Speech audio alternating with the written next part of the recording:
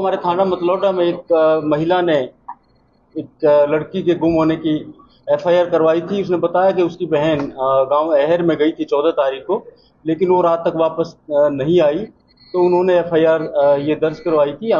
Police ने उसकी तलाश शुरू की। फिर अगले दिन 16 तारीख को एक डेड बॉडी मिली है महिला की। वो सूचना मिलने पर उस लड़की की पहचान, जो लड़की मतलौडा से गुम हुई थी, अहर गांव से गुम हुई थी, उसके रूप में उसकी पहचान होती है। उसके परिवार वाले पहुंचते हैं और डेड बॉडी को का जब निरीक्षण किया जाता है तो उस बॉडी पर कुछ चोटें लगी हुई थी, तेजधार हथियार की, गर्दन के ऊपर, छाती के ऊपर। तो ये शक होता है कि इसकी हत्या की गई है। और दूसरी तरफ 15 तारीख को सुबह अर्ली मॉर्निंग एक हमारे यहाँ जो नहर जाती है पानीपत के अंदर से, उसमें एक गाड़ी मिली थी और उसमें एक लड़का मिला था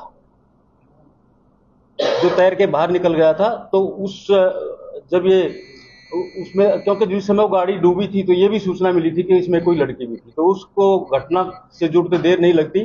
तो तुरंत ये शक हुआ और उस लड़की के घर वालों ने यह भी बताया था कि ये सुनील के साथ गई थी, जो इसराना का रहने वाला है।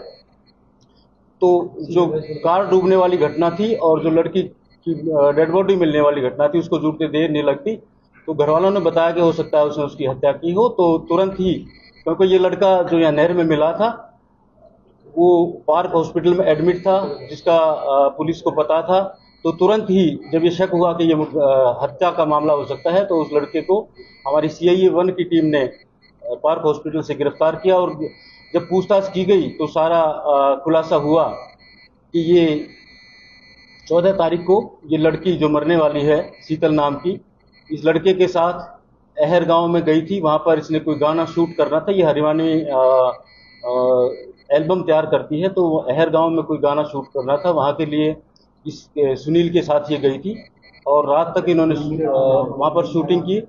जब करीब 10 बजे ये वहां से इसको लेके चलता है तो रास्ते में किसी बात को लेके इनकी कहासुनी हो जाती है और वो कहासुनी बढ़ जाती है। तो गाड़ी में एक चाकू पड़ा हुआ था, इसने, सुनील ने चाकू से उस लड़की की हत्या कर दी, गर्दन पर वार की, छाती पर वार की, उसकी हत्या कर दी। और घटना को छुपाने के लिए और सबूतों को छुपाने के लिए, डेड बॉडी को खुर्द-बुर्द करने के लिए उसने गाड़ी समेत वो नहर में उतार दिया गाड़ी को अपने, क्योंकि उसका तैरना आता था, उसको पता था कि मैं गाड़ी छोड़ दूंगा तो ये बह जाएगी और मैं तैर के निकल जाऊंगा और ये घटना इत्तेफाकिया लगी,